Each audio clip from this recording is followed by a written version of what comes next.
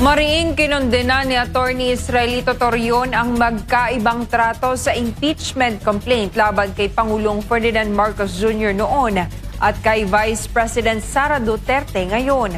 Gate niya gawing patas ang proseso. Si Daniela Paulita magbabalita. Kamakailan lang naghain ng petisyon sa Korte Suprema ang grupo ng mga abogado sa pangunguna ni Attorney Israelito Torion upang ipatigil ang impeachment complaint proceeding sa Kamara laban kay Vice President Sara Duterte. Giit ni Attorney Torion may pang-aabuso sa kapangyarihan at may paglabag sa batas ang kasalukuyang pagdinig ng House Committee on Justice. Binigyan din ni Torion na sa ilalim ng saligang batas may kapangyarihan ng Korte Suprema na suriin kung umaabuso sa kapangyarihan ang anumang sangay ng gobyerno.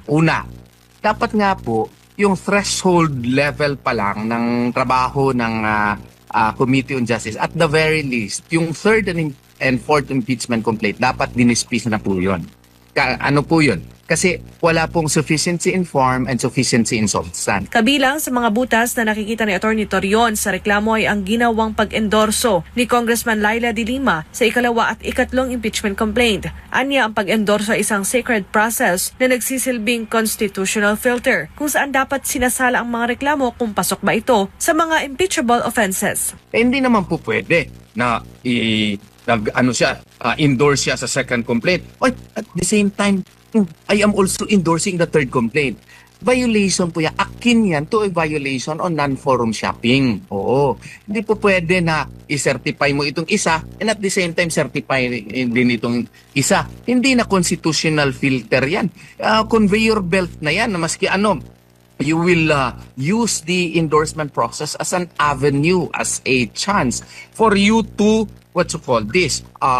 politically harass a political opponent. Ayon pa kay Torion, wala ring ipinagkaiba ang mga bagong reklamo sa unang kaso na na-dismiss noong 2025, maliban lamang sa nadagdag na issue kaugnay kay Ramil Madriaga. Samantala ayon kay House Justice Committee Member Representative Terry Ridon, diversionary tactic lamang ang nasabing petisyon at itinangging fishing expedition ang ginagawa ng Kamara. Naniniwala ang House Committee on Justice na ibabasura ng Korte Suprema ang petisyon. Pero ayon kay Torion, tila na kuryente o nagpanik ang komite sa kanilang petisyon dahil alam ng mga ito na may mali sa kanilang proseso. Binatikos din niya ang tila magkaibang trato sa impeachment complaint laban kay Pangulong Bongbong Marcos noon at kay Vice President Duterte ngayon. Hindi ba violation ito ng Equal Protection Clause of the 1987 Constitution?